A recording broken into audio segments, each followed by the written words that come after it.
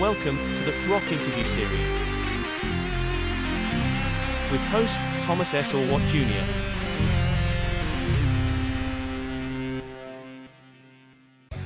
Welcome to episode number 44 of the Rock Interview Series. I'm Thomas ORWAT Jr. It is January 27th, 2022, and my special guest for this feature is bass player Andy Tanas.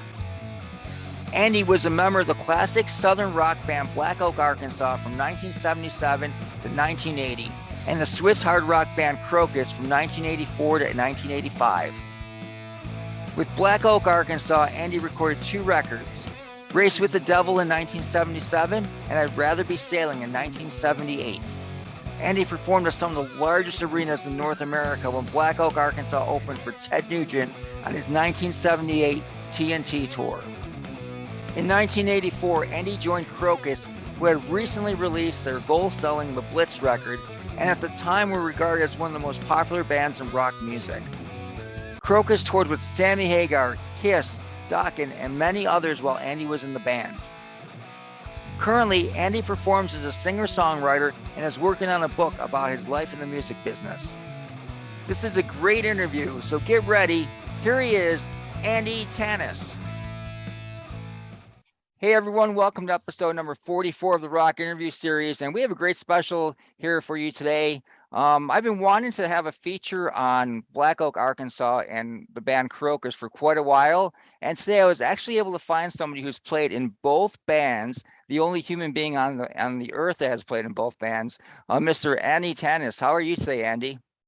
Good, how are you? Oh, I'm doing great. Before we start talking about the beginnings of your career and your time in Black Oak, Arkansas and Krokus, why don't you give us an update on what you've been working on recently? I've been writing a book about all that stuff. I started it back in 2008 and I got pretty deep into it, and then I shelved it and I lost interest in it. I came back maybe a couple of years ago and I read it. And it was so jaded and cynical and sarcastic. I couldn't use hardly anything that was there with it. So I pretty much started over again this past spring, and I'm almost done with it now. I'm almost to the tail end of it. But what it is, I mean, this is part 1 of a 2-part book, and this goes into a lot of my personal history, a lot of stuff with my family. You know, my mother's side of the family were all like outlaw types, you know, like just, not authority guys, you know, so it's about that. It's about growing up in Memphis in the 50s, 60s, and 70s. It touches on a little of the Black Oak and Krokus thing, but there's probably more emphasis on the Leonard Skynyrd thing than that, you know. Mm-hmm. So that's what I've been doing. I started a screenplay around the same time that I'm about halfway done with, and that's what I've been doing. I've been playing on the weekends and, you know, getting through COVID like everybody else. And that's pretty much been my life for the last like 6 months or so. Yeah, for both Black Oak, Arkansas, and as we'll discuss later, while you were with the band, they changed your name just to Black Oak, I believe, correct?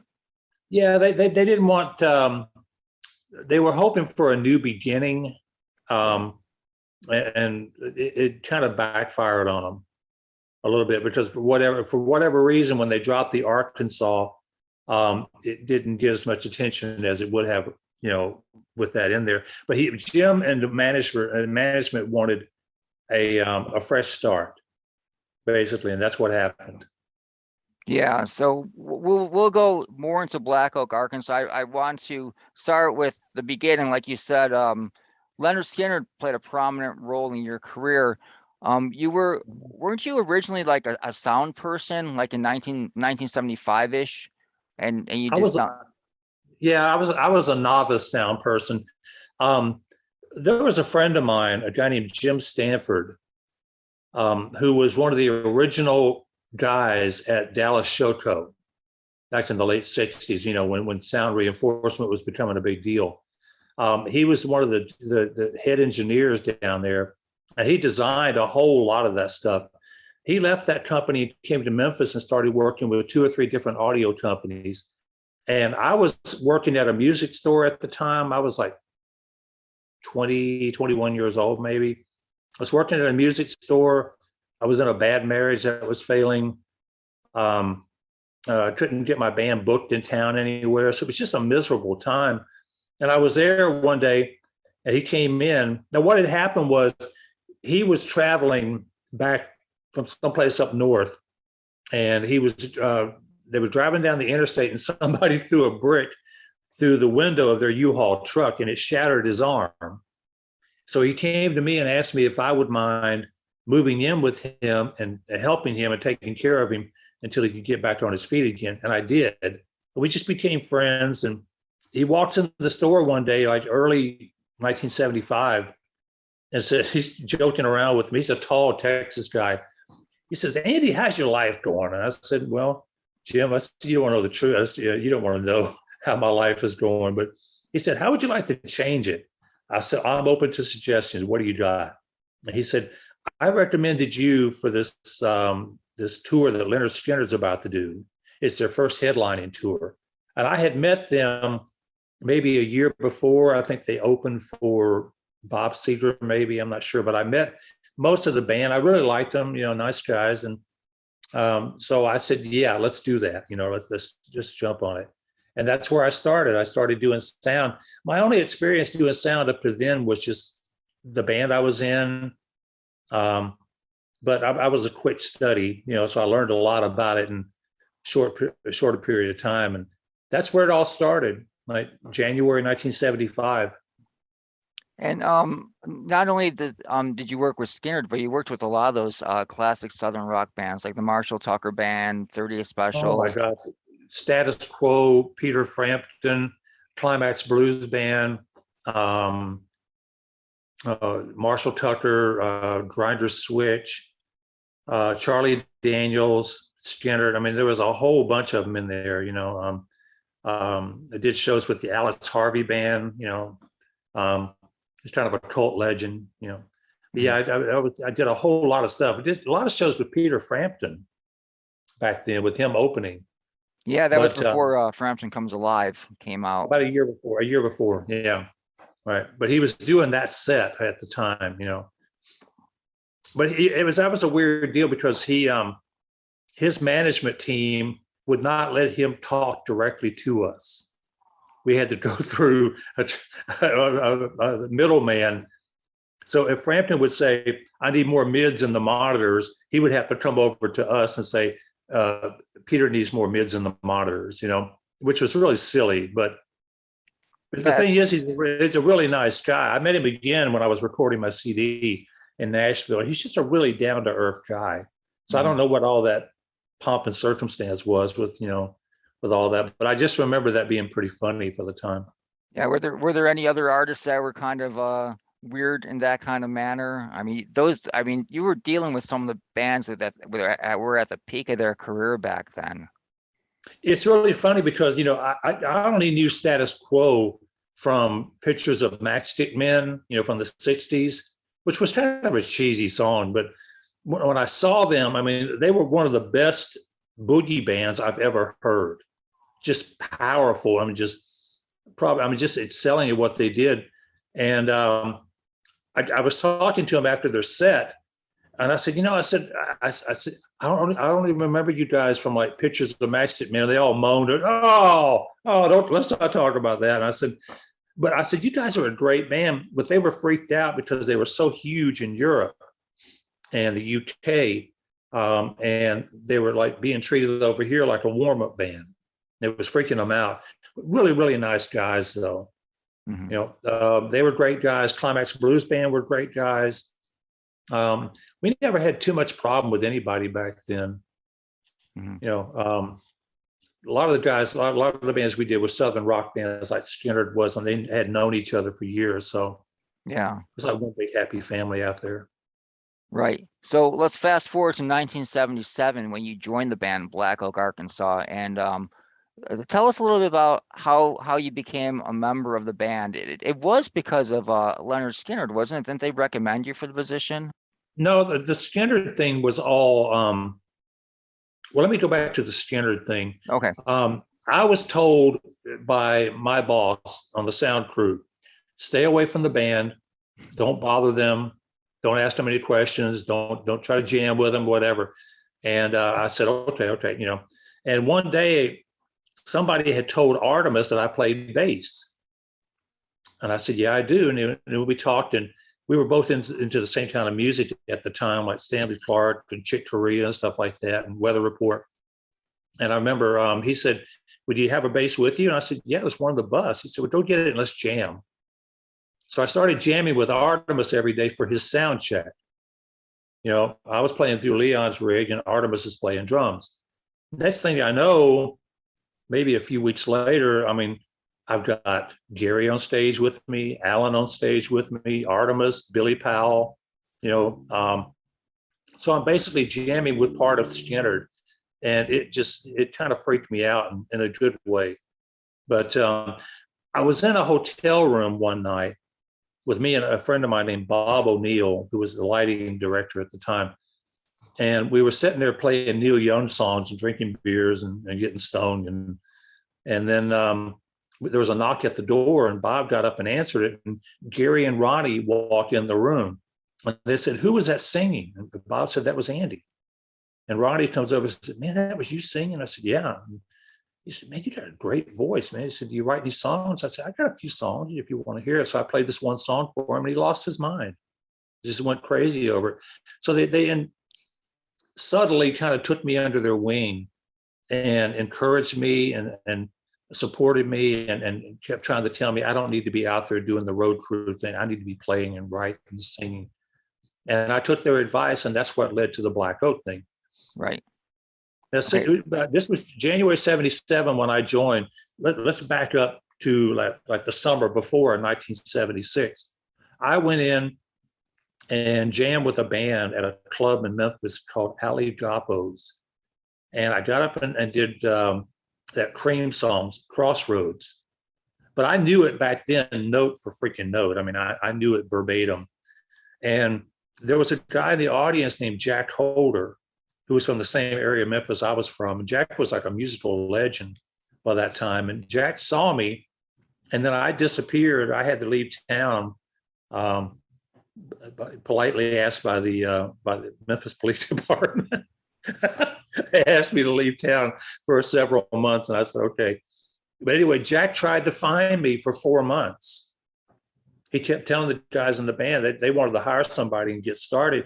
And Jack kept saying, you really need to hear this guy, you know, this guy is special or whatever. So he finally got in touch with me. I'm working at a stereo store, and he asked me to come up on audition. I said, yeah, let's do it. And drove up in a snowstorm, and took 15 hours to get there. But next day we went and jammed, and it was me, Tommy Aldridge, Greg Redding, Jimi Henderson, Jack Holder, and Jim Dandy. And I thought they were going to teach me songs, but they said, no, they just wanted to jam.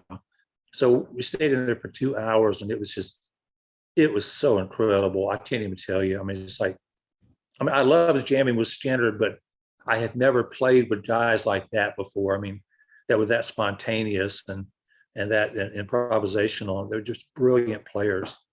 Mm-hmm. Yeah. So then in 1977, you released your first record with Black Oak, Arkansas, called Race with the Devil. Now, the band had undergone some lineup changes like prior to that record, correct? Most of the original guys were gone by the time I joined the band, except Tommy.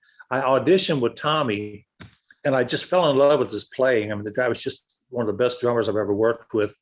And but he wanted out. He was ready to leave the band. He just didn't see it going anywhere, and he wanted to play with other people. So when I joined the band, they told me that, well, you know, Tommy's gone. I said, oh no, you know, I said, that's one of the reasons why I joined, you know, was to play with Tommy. But basically, I mean, it was all new guys except for Jim and Jimi Henderson, who had been with the band since '74. Mm-hmm. Now, So Black Oak, Arkansas was a pretty popular band. I mean, they played some really, you know, prestigious gigs like prior to that.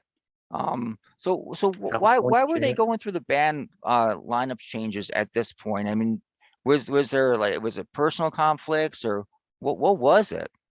The brotherhood that they had originally started dissipating around 74, 75. Then they started hiring guys from Memphis to go out and tour with them. And eventually that one just left after another. And so Jim made the decision to reform the band in late December. I'm sorry, that was the fall of 76. He made that choice to reform the band. That's what he did. Mm-hmm. Brought in all guys from Memphis to do it. Now at that time, tell me about what kind of gigs you were playing at that point. Were you opening for major headliners? Were you playing headlining dates yourself? Was it a cross of both? We did very few headlining gigs at first. Most of it was opening for someone else. The very first show I did with it was in March of 1977 with Gary Wright, the Dreamweaver guy, Oh, right, Gary Wright, yeah. Yeah, so we opened for him in Knoxville. Then we went down after that. We did a few spot dates with some different people. Then we ended up going to Florida and opening for ELO in South Florida.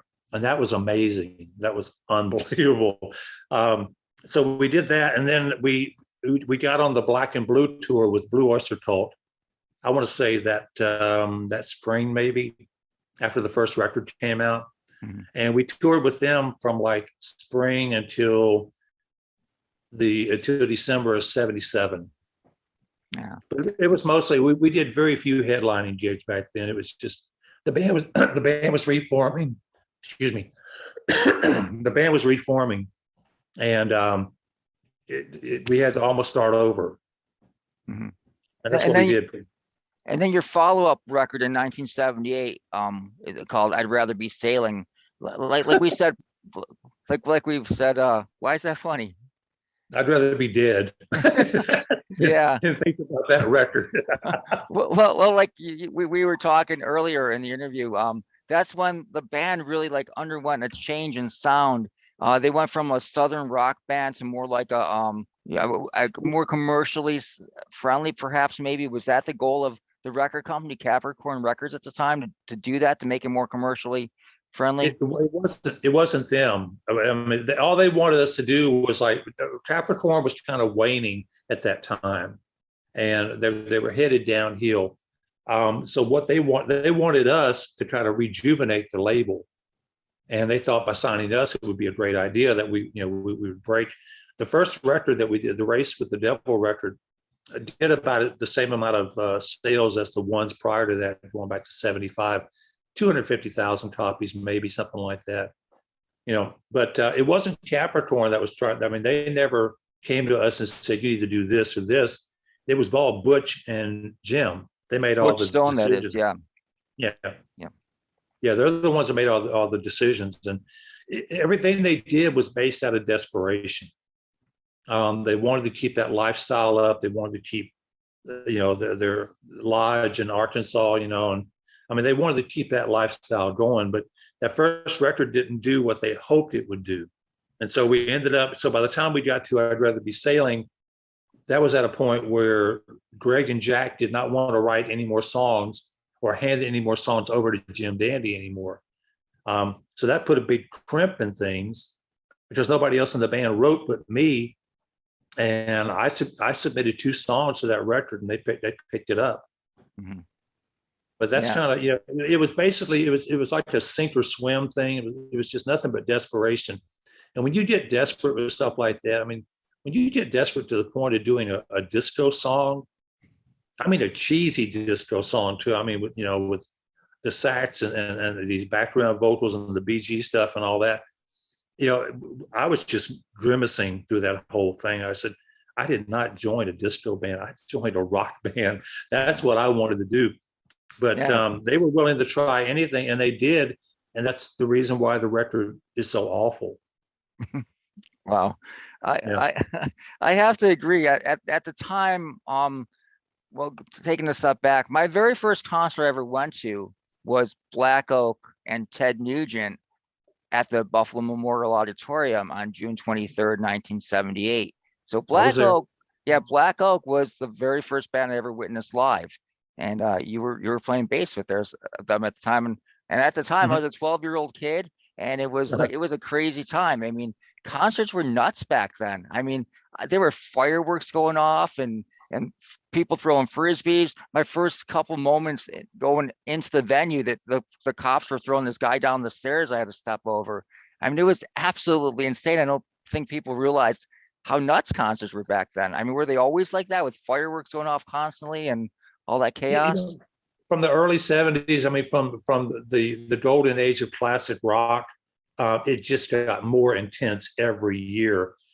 Kiss was the one that was one of the first ones to bring all those theatrics in. Hmm. Yeah, Alice Cooper did a little bit, well, he did a lot actually, with the guillotine thing and his whole show. But Kiss was the first one that just made it into just this enormous event, you Yeah, know, yeah, and everybody started jumping on the band, and then they started trying to do different things. Like Blue Oyster Cult was the first band to use lasers in their shows, and they had to jump through all these hoops with all the local authorities, who thought that lasers were going to kill people. So yeah, it just by the time it got to by the time it got up to that, when you saw us, I mean, that was the golden age of classic rock. yeah. Well, I wasn't talking so much about on stage, the fireworks. I was talking about in the crowd. I mean, people throwing M80s What? and fireworks all over the Oh, place. they had been doing that going back. I remember from the early 70s, they were doing stuff like that. Yeah, that was it was crazy. I remember like seeing these fireworks like explode around me, but the music was so loud I couldn't hear the fireworks. It was like it seemed like a pretty dangerous place, but it was very exciting as well, you know. There were some fun shows we did with Nugent. Um, I don't like him very much. I have a hard time with him. I've had a couple of run-ins with him that didn't go well, And back in that day, back in those times, I mean, he was a egotistical, arrogant person, and just Hmm. thought that the whole world revolved around Ted. Yeah. So Yeah, how did but they were Black Oak? fun shows. They're Yeah, really fun shows, though. I mean, it was a good matchup with us and them. I feel it was because I remember Black Oak getting a really good crowd response at that particular show, and I was just curious as to if that happened all tour long. I don't know how many dates you played with him, but it was at least a handful, wasn't it? No, it was a whole bunch in Oh, was it? Yeah. '78. We toured mostly with Nugent in '78. When that sailing record died, it was basically the nail in the coffin of Black Oak. Pretty much, it was what killed them. It didn't even chart. It was so bad, and all their diehard fans were just like, okay, see you later. I don't get this, and why are you doing the disco song? Why are you doing all these cheesy ballads? I mean, so they pretty much just kind of nailed the coffin, with that record. Yeah. But the live shows were really, really good. We did some shows with Alvin Lee, and 10 years later. Back then, did a few more shows with Blue Oyster Cult. But by the I want to say late summer, everything was falling apart. The band was just dying a slow death. Jack Holder was the first one to leave. Then Joel Redding left after that. I'm sorry, Joel Williams left after that, and then Greg Redding. He was gone by fall, so it was just me and Jimmy and Jim Dandy up there trying to come up with some way to keep the band out there and rejuvenate it. But it did happen. I mean, we brought this kid named Sean Lane. I brought this kid named Sean Lane into the band in late December '78. Sean was a 15-year-old prodigy, with the most amazing guitar player I'd ever heard at any age. But the guy was just absolutely brilliant. He jump-started that band again, basically. There were rumors of, I mean, there was word and buzzes about him going, I mean, from the first month we started playing, there was like something circulating out there saying, man, you really got to hear this kid. I mean, this kid's unbelievable. And he was. The band broke up in 1980, right? Black Oak got Well, I dissolved. mean, the last tour with Jim, yeah, we started touring New Year's Eve, 1978, going into '79. and we still had the bus. We still had, good crowd response. I mean, everything was looking really, really good. But then Jim just kind of nosedived, and Jim became very difficult to deal with because he was facing his career being over after like 13 years of hard work, and he didn't handle it well. Mm-hmm. So he basically started blaming everybody for his mistakes. And it was Jim and Butch that made all the decisions during that sailing record. We were just, I mean, everything I suggested or complained or bitched about just got blown off, Mm. But Yeah. so when it was all over, then Jim starts pointing the finger at everybody else. Like it was Butch's fault, it was the band's fault, it was anything other than what he chose to do. Yeah. Around that time, Van Halen was becoming very popular, and anybody that was aware of Black Oak, Arkansas, and Jim Dandy kind of saw how much of an influence he was on David Lee Roth as far as his like on stage like persona. I was at that meeting. So was he? I mean, he was aware of it. Jim Dandy was definitely aware of it, and well, I remember Butch bringing the record in, the first record, and and there's David Lee Roth with the black spandex on, with the white spandex on, and the long blonde hair, and he's got this rock pose going on, and we all looked at it and said, "That's Jim. That's Jim Dandy, but that's a newer version of Jim Dandy."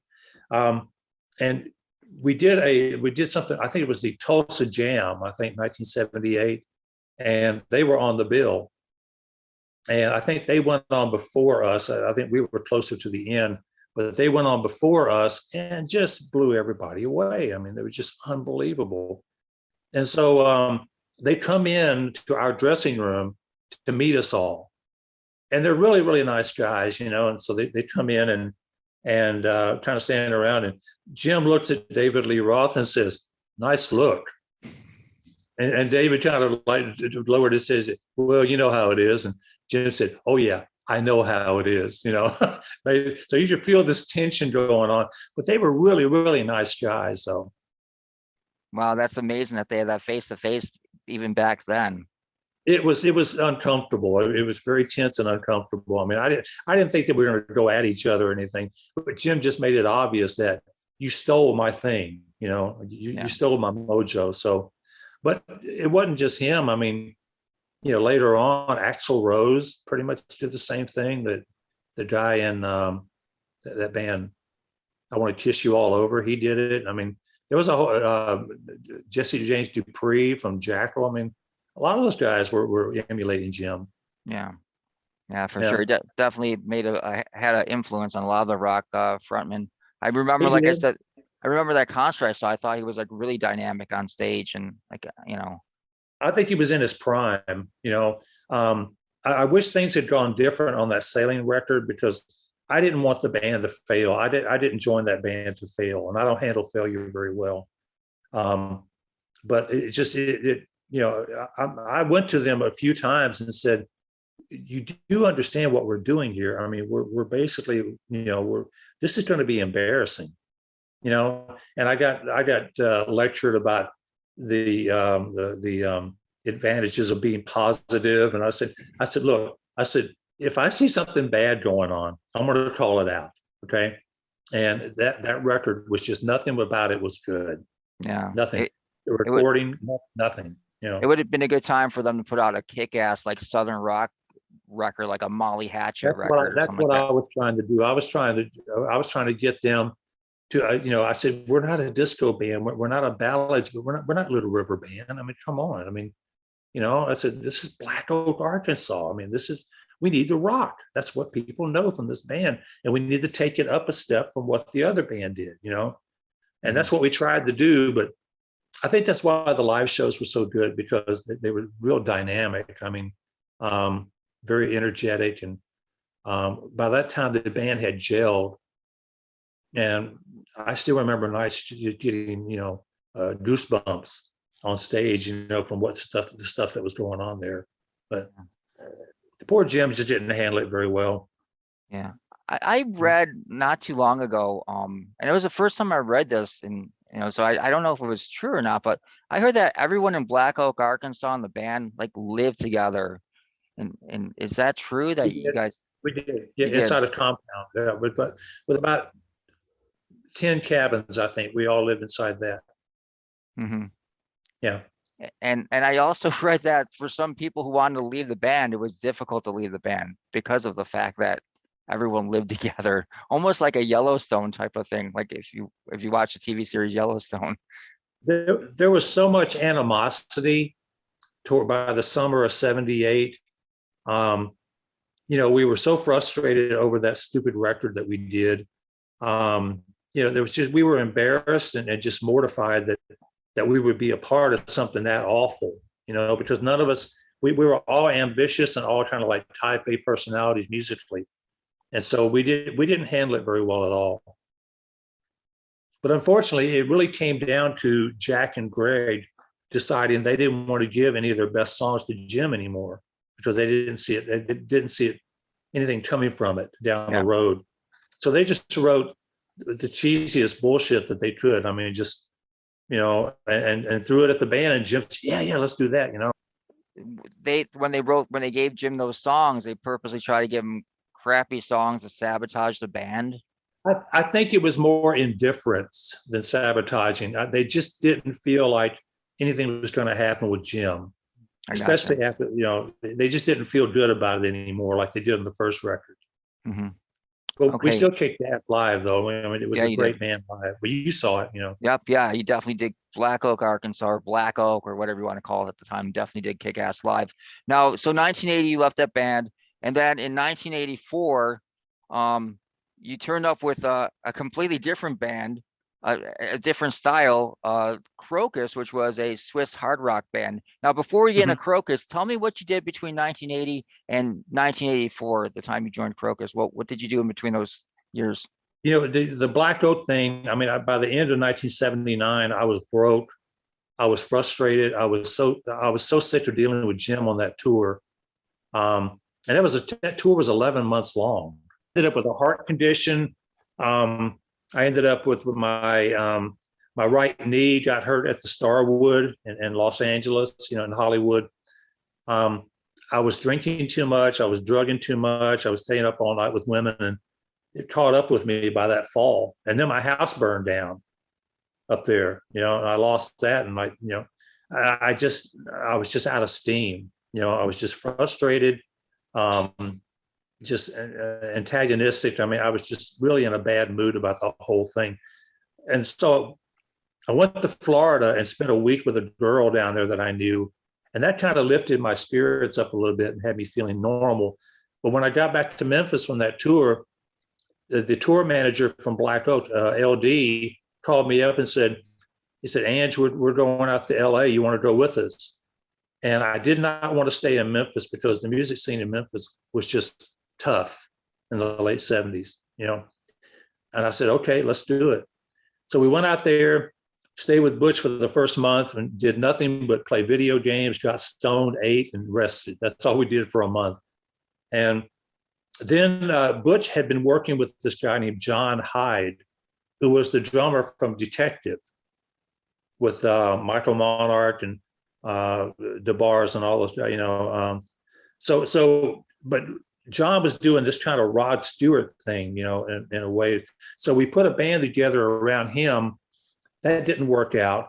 So we took the band without him and started another one called USA.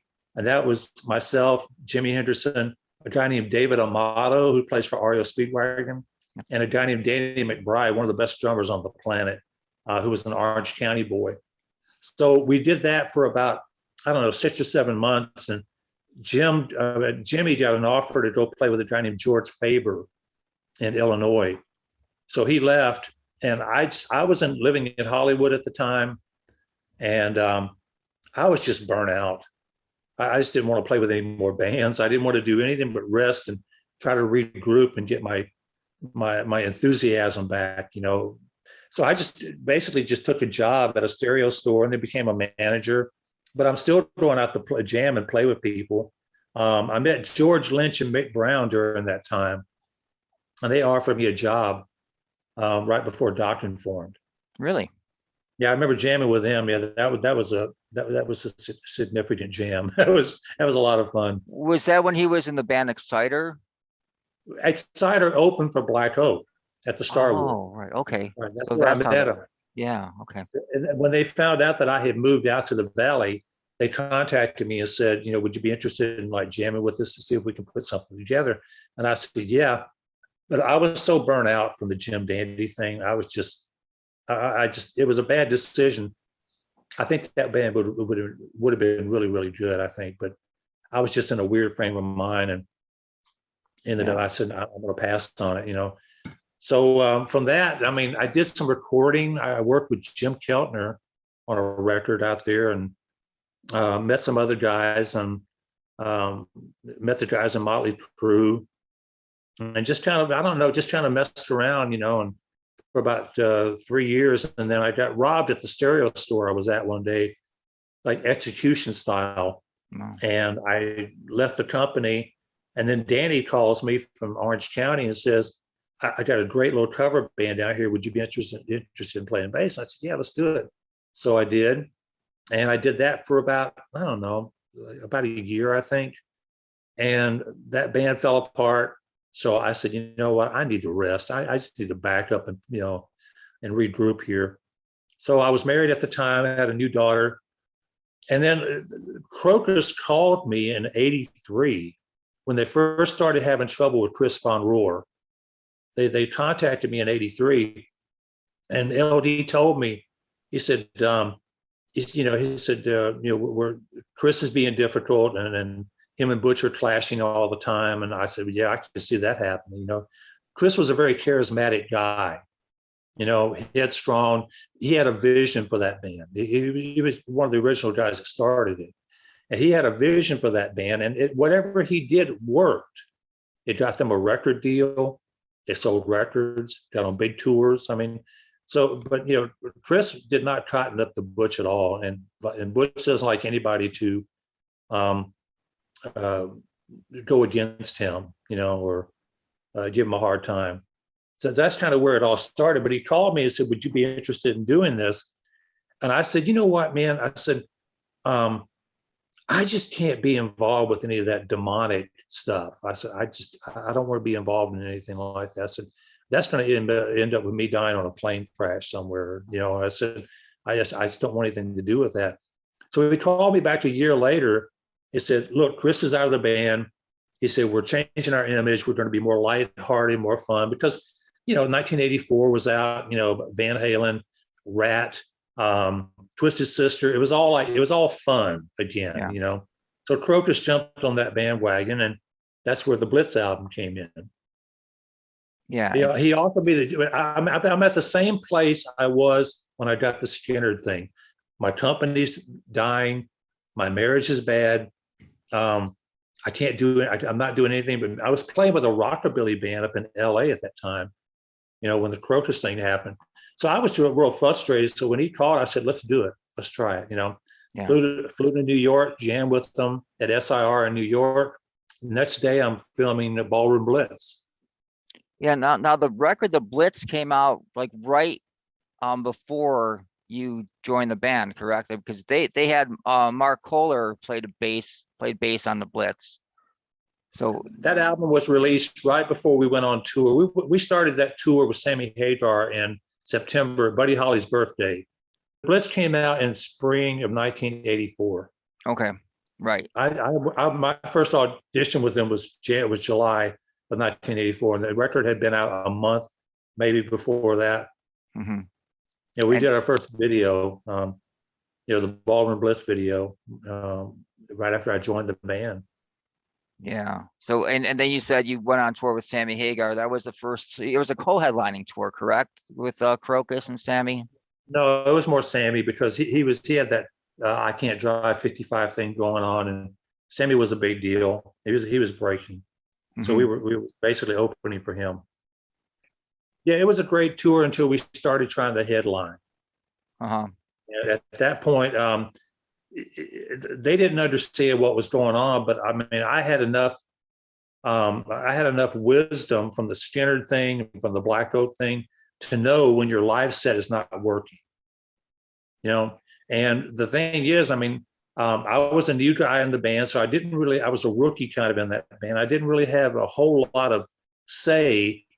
Maybe we should try this. Maybe we should, let's think about this. So I just kind of flowed along with it. But, Mark, one of the reasons they wanted Chris Von Rohr out of the band was so Mark and Fernando could be the stars of the band. And I mean, I love them as people.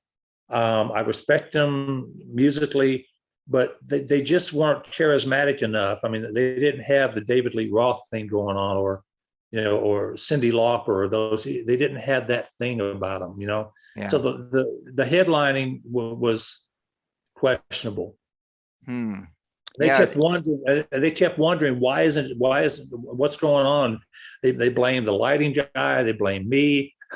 They blamed everybody. They just never caught on that, the live set is not happening. It needs to be revamped. And so we did some tour. We did some shows with Dokken, I think in like early 1985, I think. And they just kicked our ass every night. Oh, geez. I mean, just brutally, take no prisoners. I mean, but it was so good to see George and Mick again. I mean, and of course, George was saying, Andy, if you were in the band, I probably wouldn't be working with Don Dokken right now, because those two hated each other. Yeah. There's a brutal feud between those two guys. But I said, well, I don't get that at all, George. I said, but I appreciate you saying it, and he just kept saying, I really wish that had worked out. I said, well, in hindsight, I do too. But I was in a weird frame of mind at the time, and but they kicked our ass. I mean, almost every night. With any band, and you saw with Black Oak, Arkansas, when you start chasing these trends, I mean, then look what happens. I mean, that you usually ends up being a disaster for when a band starts chasing a trend and they're not who they truly are. I could write a book on that, on the hells of doing that sort of thing, because I wanted to be, I mean, from the time I was a teenager, I mean, I wanted to be an innovator. I wanted to try something different. I wanted to try something new, because all the people I idolized back then, I mean, that's what they did. They were original, unique, novel. And that's what I wanted. So, and I mean, I went back and listened to their catalog, and then I started thinking about what was going on with the years of all those records. And basically what they were doing was just jumping on one bandwagon after another. But the thing is, the Headhunter record clicked. I mean, that clicked for them. And that was a good piece of work, I thought. But I listened to the Blitz up against Headhunter, and I didn't get it either. Yeah, as a fan myself, I mean, I kind of lost interest in Krokus like shortly after that, especially the next record, Change of Address, which you left in '85, so you weren't involved in that. I mean, that Change of Address was terrible. I'll tell you a story. Well, this is true. I kept my distance from them. I didn't want to commit. I got signed on to do the tour, and I did the tour with a handshake. I didn't do a contract. Butch said, I need you for about a year. He said, are you in? And I said, yeah. He said, you won't flake on me, will you? I said, no. I said, I'm in, And so, I mean, but I kept my distance from them. I just wanted to see what they were all about, see where the weak points were in the band, the personality issues or whatever. And so it got up to about the end of '84, going into '85, and the KISS tour we did in '85 was incredible. Andy, one of the big tours that Krokus went on was they actually toured with KISS. Tell us a little bit about that particular KISS tour. KISS had just put out, I think, the Animalized record. I think around that time they'd taken the makeup off. They had Eric Carr, I think it was the drummer. Eric Carr and drums. Yeah, Bruce Kulick was in the band, and it was Gene and Paul. And so they had been going through opening acts, but they didn't like to use the same opening act for too long. They wanted to keep it fresh and new. So they brought us in January of '85, after we just got our asses kicked by Dokken, like back to back for like 2 weeks. But anyway, so we do that tour, and then the band starts gelling on that tour. The band starts really coming together. We're becoming friendlier with each other, getting settled in, comfortable, starting to read each other, that sort of thing. So the band really was starting to happen around that time. So, but I'm still keeping my distance from them, So toward the, I think around the 1st of February, we got this offer to go to Chile and play at the festival of Viña del Mar. And we were on fire by then. And that was like probably one of the greatest shows I ever did with them. And there's a lot of video online from that time, but it was just like, there's like 100,000 people there watching us. It was just unbelievable. They treated us like the Beatles down there. I mean, it was just, and so I made the choice at that point to commit. I was going to commit to them. I said, I think we can do something. I think we can make some serious noise and make a difference, Yeah. But I wanted to talk. At that point, you were a big part of the show. You even had a bass solo. Is that correct? During the show? I had a bass, yeah, a bass. I soloed with an Ebo, a bass Ebo. Mm-hmm. Yeah. Wow. They were real supportive, and I mean they didn't want to like keep me as a side man or anything. I mean I was in all the photos, all the videos, and on the t-shirts. All the t-shirts. I mean, I was like I was a part of the band, and they so that Fernando comes to me. I want to say it was like maybe March, maybe April. He comes to my hotel room and sits down and says, Andy said, the band wants to know, what your plans are, if you're going to stay, if you're going to leave, or, and I said, well, I don't know, Fern. I said, tell me about the band. What are you guys thinking? And he dropped something on me that just killed me. I mean, just absolutely it hit me so hard. I didn't know how to respond. He said, Andy, we decided to go glam metal. Mm-hmm. And I started shaking my head. I said, no. You don't want to do that. He said, we've already decided that this is what we're going to do. I said, Fern, I know those guys. I mean, I knew the guys in Poison. I knew the guys in Motley Crue, and they all, were like big on Queen, the New York Dolls, that whole thing, and I said, you don't come from that world. So if you go out and try to pretend that you are from that world, it's going to look like a pretentious piece of shit, basically, and that's what happened with Change of Address. Yeah. So you got out right before that happened. We played in Switzerland on the last night of the tour, and I said I quit, and they fired me at the same time. Oh wow. That's okay. No, it's all right. Yeah. Look, yeah, we left on good terms, Yeah. Getting back to that Kiss tour, one of the questions I wanted to ask you was, did they have any type of restrictions on what you could do on stage? Because the Krokus ran into some issues with Def Leppard as far as Mark Sirachi, like, going on like going on the ego ramps or whatever they had. There was, I don't remember exactly what it was, but I know that they got kicked off. Krokus got kicked off the Def Leppard tour because of something that Sirachi did that Def Leppard didn't like. So did Kiss also have types of restrictions that they had when you were on stage?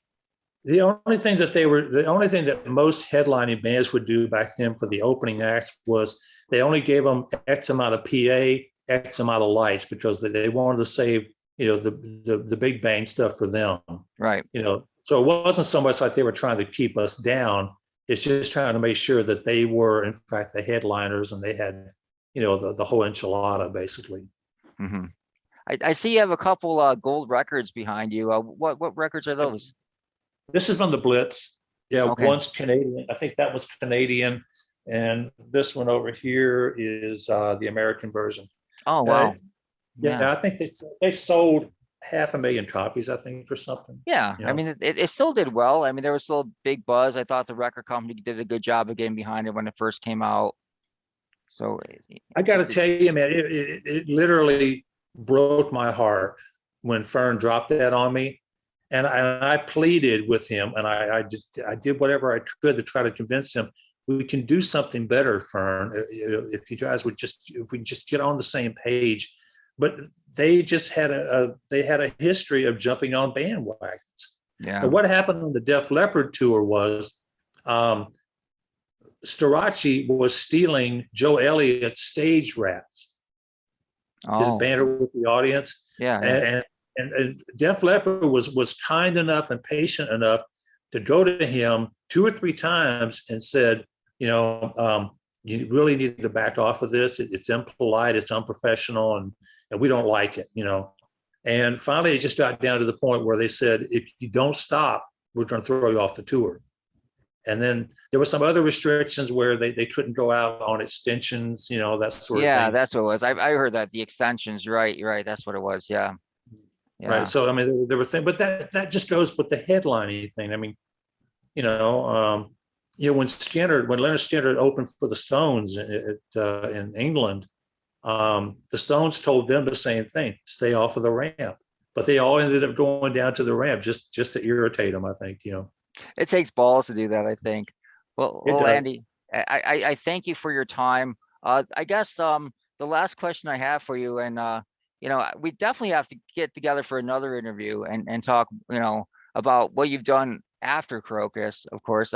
But if you had a choice and you had to pick between rejoining Krokus or Black Oak, Arkansas at this point, what band would you pick to rejoin if you had to pick? Krokus.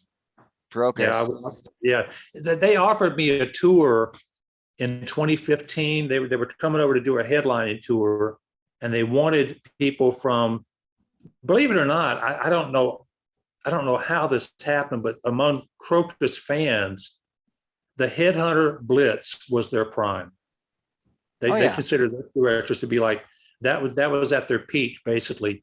And so and they kept trying to get them to reunite that band, but they had caused some damage with Jeff Clavin, the drummer, and Jeff wasn't coming back to them.